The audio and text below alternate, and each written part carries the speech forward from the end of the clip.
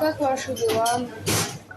Նոր մանրամասներ են ի հայտ եկել Չեչնիայից ընտանեկան բռնության պատճառով Երևան փախած 23-ամյա Այշաթ Բայմուրատովայի ենթադրյալ սպանության գործով։ Դեպքից 4 ամիս անց քննչական կոմիտեն հայտնել է, կնոջ սպանության մեջ կասկածվում են Ռուսաստանի երկու քաղաքացի՝ Կարինա Իմինովան եւ Սաիդ Համզատ Բայսարովը։ Դեպքից ամիսներ անց իրավապահները նրանց նկատմամբ հետախուզում են հայտարարել։ Հայ եւ ռուս իրավապաշտպանները պնդում են, այս երկու քաղաքացիները կապեր ունեն Չեչնիայի գործող նախագահ Ռամզան Կադիրովի ռեժիմի հետ։ Ուղղակի կապը Այշաթի սպանության մեջ կասկածվողների բացահայտված է գոնե սոցիալական ցանցերով։ Հայաստանի Հելսինկյան քաղաքացիական ասամբլեայի Վանաձորի գրասենյակի նախագահ Արթուր Սաքունցը հղում անելով բաց աղբյուրներին նշում է, սպանության մեջ կասկածվող այս երկու անձանց նկատմամբ Ռուսաստանում նախկինում քրեական գործեր են հարուցվել, որոնք հետո կասեցվել են։ Մեկը մեղադրվել է այդ տղան իսլամական պետությանը ֆինանսավորելու մեջ, որը քրեոն հետապնդել է Ռուսաստանի Դաշնություն, քրեական գործ է հարուցվել այդ ճակատագիրը այդ ինչ, այսինքն չեն պատասխանատվության ենթարկել, այս մյուս աղջիկը մեղադրվել է դանակով սպանություն կատարելու սպառնալիքի գործողության մեջ, որը նույնպես չի դատապարտվել։ Պարզ է, որ այդ մեխանիզմը քրեական հետապնդում, այնուհետև ստիպել գալ համագործակցության կամ դառնալ գործիք, այդ մեխանիզմը գործել է։ Այշաթ Բայմուրատովայի ողբերգական մահից 4 ամիս անց քննչական կոմիտեն դեռ չի ստացել դիակի փորձաքննության պատասխանը։ Կնոջ ընկերները 2 վարկած են առաջ քաշում՝ թունավորում կամ խեղդամահություն։ Ավելի քան 120 օր է Այշաթի մարմինը գտնվում է Երևանի դիահերձարաններից մեկում։ Հայաստանի իրավապահները 2 անգամ դիմել են Ռուսաստանի Դաշնություն հարազատներին տեղեկացնելու համար, սակայն մինչ այժմ ոչ ոք չի ներկայացել աճյունը տանելու։ Քննչական կոմիտեից ազատությանը փոխանցեցին Բայմուրատովայի հուղարկավորությունն իրականացվելու է պետության միջոցների հաշվին օրենքով սահմանված կարգով Հայաստանում, բայց երբ քննիչը դեռ չի որոշել։ Ժամկետի սահմանափակումը չկա, թողնված է քննիչի հայեցողության վրա։ Հիմա եթե քննիչը այս պահին որոշում կայացեց հուղարկավորել ու մի շաբաթ հետո հայրը եկավ։ Այստեղ է մյուս հարցը, թե դուք ինչ իրավունքով եք հուղարկավորել, չէ որ պետք է սպասեք, բայց ինչքան կարող են սպասել։ Այստեղ ողջամիտ ժամկետի հետ կապված հարց կա։ Այշաթ Բայմուրատովի ընկերուհին ավելի վաղ BBC News-ին ասել էր, թե Այշաթն իրեն պատմել է, որ ընտանիքն ազգակցական կապ ունի Չեչնիայի նախկին նախագահ Ահմադ Կադիրովի հետ։ Важная история տելեգրամյան ալիքի տվյալներով նրա հայրը նախկինում ոստիկանության օպերատիվ աշխատակից է եղել, իսկ հորեղբայրը ծառայում է Չեչնիայի ոստիկանությունում։ Ամուսինն էլ Չեչնիայի ներկայիս նախագահ Ռամզան Կադիրովի մարզիչի ընկերն է։ 20 տարեկանում ծնողները հարկադրաբար ամուսնացրել են Այշաթին, նա 1 տղա երեխա ունի։ Ընկերները Ռուսաստանից դուրս գործող լրատվամիջոցներին պատմել են. Ее изнасиловал ее отец, ее дедушка. Նրան բռնաբարել է պապը, հայրը։ Ռուսական Դոժդ ինտերնետային հեռուստաընկերությունը հրապարակել էր Այշաթի ձայնային հաղորդագրություններից մի քանիսը, որտեղ նա պատմում է, թե ինչպես է ամուսինն իրեն դաժան ծեծի ենթարկել, կողպել սենյակում ու տեսախցիկների միջոցով հետևել շարժին։ Умоляла его,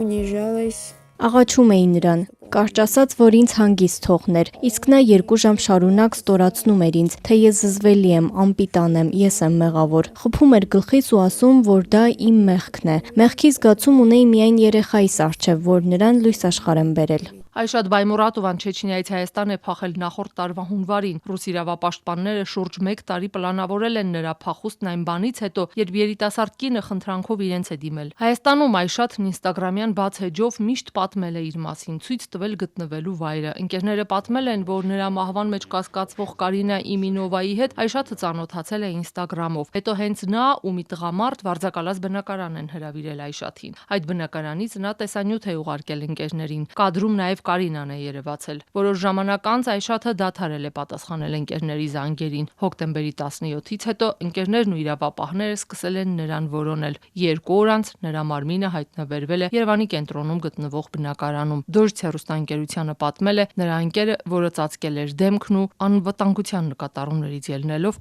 անանուն մնացել։ Это произошло здесь, на 3-м этаже, в 100 метрах от национального собрания. Даже представить себе не могу. Դա տեղի է ունեցել այստեղ, 3-րդ հարկում, 100 մետր այն կողմ ազգային ժողովից։ Պատկերացնել անգամ չէի կարող, որ այստեղ կհայտնաբերվի ընկերուհուս մարմինը։ Հայաստանում գտնվող ռուսաստանցի ակտիվիստներից մեկն Ազատությանը պատմել էր Չեչնիայում ընտանիքի այն անդամը, որը մյուսների ընկալմամբ անպատվաբեր վարք է դրսևորում, անարգելով ընտանիքը, սպանվում է, ու դա անվանվում է այնտեղ սպանություն հանուն պատվի։ Չեչնիայի մարդու իրավունքների պաշտպան Մանսուր Սոլտայևը հայտարարել էր, թե անկախ իրավապաշտպաններն են մեղավոր ընտանեկան բռնությունից փախած եւ նրանց օգնությամբ Հայաստան հասած Այշաթ Բեյմուրատովայի մահվան համար։ Պնդել է, այդ կազմակերպությունների աշխատակիցները արտասահմանյան գործակալներ են, որոնք փոխադրել են աղջկան եւ կարող են պատասխանատու լինել սպանության համար։ Հայաստանի Հելսինկյան քաղաքացիական ասամբլեայի Վանաձորի գրասենյակի նախագահ Արթուր Սաքունցը անիրատեսական է համարում այն, որ ռուս իրավապահները կհամագործակցեն հայկական կողմի հետ ու կասկածյալներին դատարան կտանեն։ Ակնկալել որ Ռուսաստանի Դաշնության իրավապահ մարմինները ջանքեր են գործադրելու հանցագործություն կատարման մեջ մեղադրվողներին կամ կասկածվողներին հայտնաբերողությամբ, դա միամտություն է, ավելին հատկապես եթե դա Չեչնիայում է, որտեղ նույնիսկ Ռուսաստանի Դաշնության ֆեդերալ մարմինները որևէ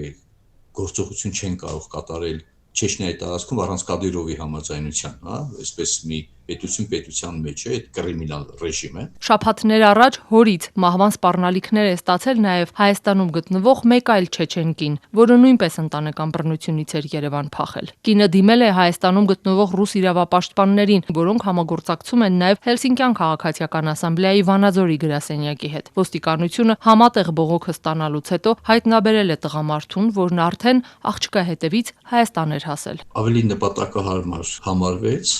հոր արտաքսումը Հայաստանից եւ որպես անցանկալի անձ եւ վտանգավոր ամենից կարեւորը առանց վերադարձի իրավունքի։ Արթուր Սաքունցն ասում է, Այշաթ Բեյմուրատովայի դեպքից հետո ոստիկանները կարծես հետևություններ են արել, բայց ըստ նրա, եթե տուժողը չի դիմում ոստիկանություն կամ Հայաստանի սահմանը հատելիս չի տեղեկացնում, թե որն է փախչելու պատճառը, ումից է փախել, ապա իրավապահների համար դժվար է իրավիճակը վերահսկելի դարձնելը։ Պետք է ընտանեկան բռնությունից տուժած հայտնի սահմանապահ ծառայությանը այն հնարավոր անձանց ցուցակը, որոնցից ինքը կարող է ունենալ սպառնալիք, ինչու համար, որովհետև այդ անձանց վերաբերյալ տվյալների ումից, եթե ոչ